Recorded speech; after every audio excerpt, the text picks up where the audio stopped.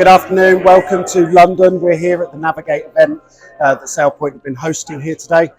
My name's John Umney. I head up the higher education business in the UK for Sailpoint, and I'm joined today by Phil Worsley. And I am the Identity and Access Management Lead for the University of Leeds. Fantastic, thanks Phil. So today we're going to be talking to Phil a little bit about the University of Leeds and their experience with Sailpoint, and see if it can help any other universities make that decision around what they're going to be doing with their identity processes going forward. So Phil, first of all, the factors behind you deciding to embark on an identity process and project, what were they? So, John, like many universities, we have grown organically as an IT department, and we developed our own homebrew identity and access management solution, which is coming up somewhere in the region of 30 years old now. And at the time it was genius, but it hasn't aged well. And people who wrote it originally retired, people who know how to code have looked at the code and I'm not touching that. So we made a decision that we needed to basically modernize.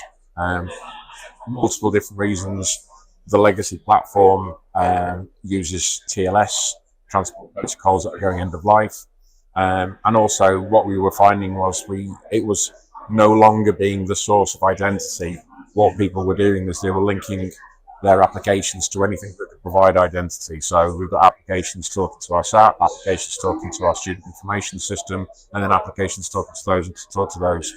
And we decided that we needed to do something to try and bring identity under control, specifically in one instance around identity change and the way that we manage that, because what we were finding is some of the downstream applications were updating, and we ended up with, unfortunately, on the wrong side of an ICO, Information Commissioner's Office investigation, because we weren't processing identity change properly. So that kind of like focused us. And also we had an audit, which again, just found us fairly defective in terms of the way we managed identity anyway. So a lot of factors, I've only hit a couple, but there's a lot of factors there. And we decided we needed to do something about it. Okay, great. Really appreciate that. And then, so what did that vendor selection, or how did you come to the decision that Sailpoint was the solution for you? What did that look like? So during COVID, it became clear to our IT department or our university that we were not in a good place in terms of our IT maturity. So it's not just identity and access management, other things as well. So what we did is the IT director managed to get the university to buy in wholesale to an uplift of our technology. And part of that was what we call the Be Safe initiative, and a core component of Be Safe initiative was access management. So we got a solutions partner for the whole of the program, which was Accenture. And before we embarked on our IDAM project, we got a discovery exercise. We came in and spent somewhere in the region of 3-4 months really having a look at where we were and trying to guide us in terms of how to progress. I'll be honest with you, their solution, their advice to us was to go with your on-prem solution, IQQ, because we could customize it. As soon as they mentioned the word customize, I decided, no, we're not doing that way. We're going to go for IDN, the cloud solution, even though at the time it was an immature product. Main reason for doing that was we had to configure it. So what it would mean is it was going to force us to start doing things properly.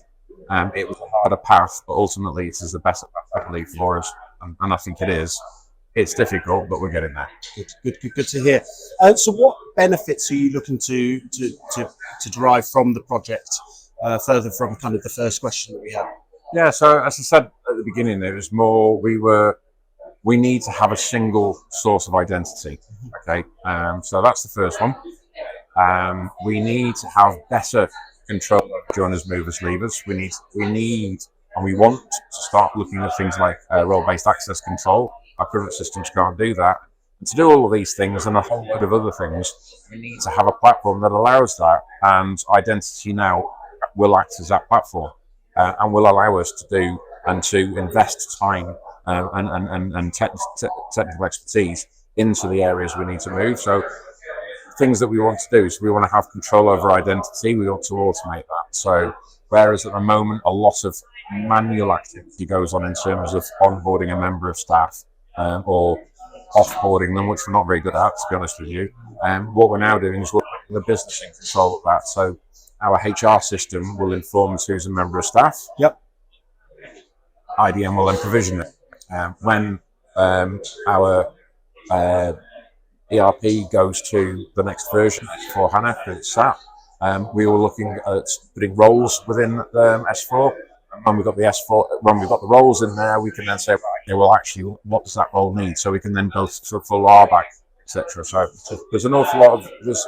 It just allows us really to start managing identity properly.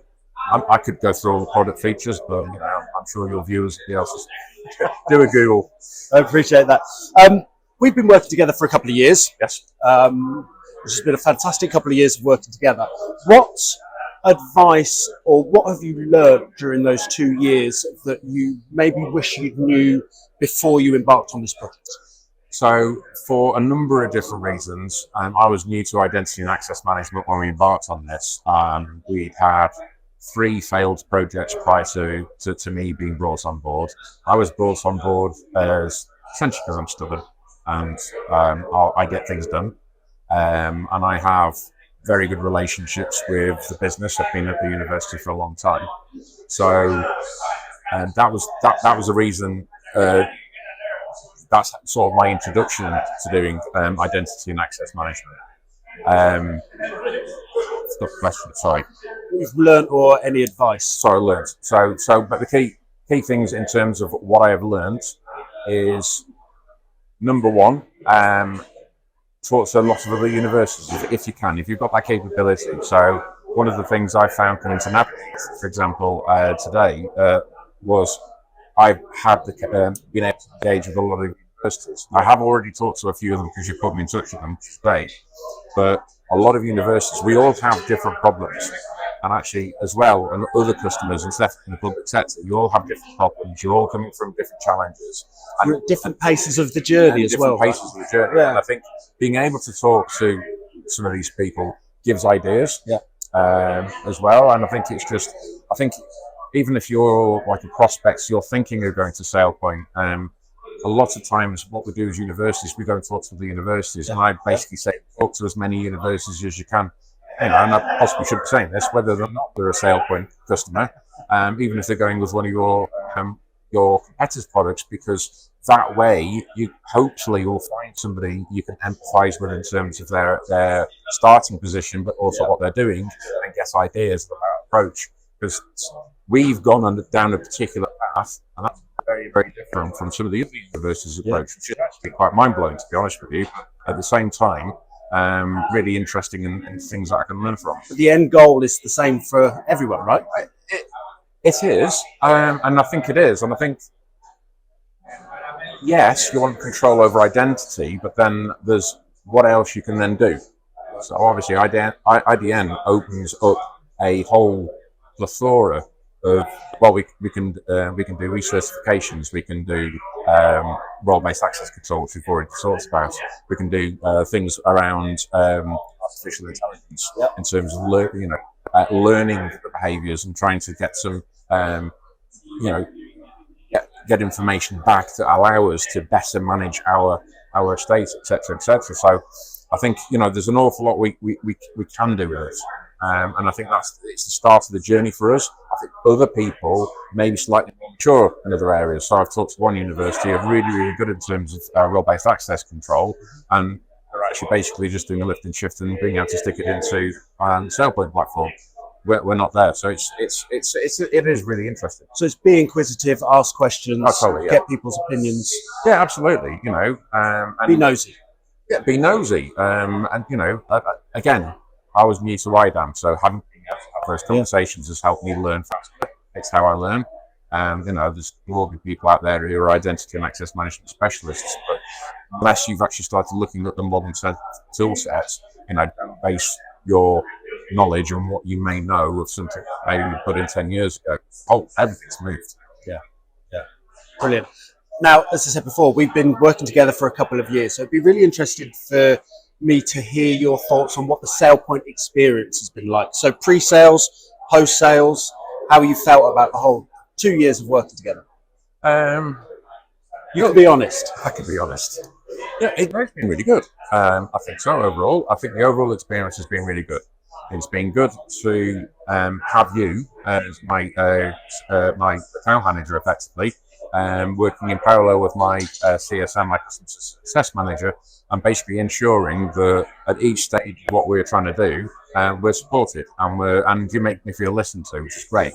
So yes, we have had our challenges. As a University of Leeds, we are bound by UK accessibility legislation as it pertains to interfaces. Yep. And Sailpoint's an American company. One of the connectors that we bought, which was going to surface content within our ServiceNow platform, initially wasn't compliant. I was able to have robust conversations with you. We didn't fall out.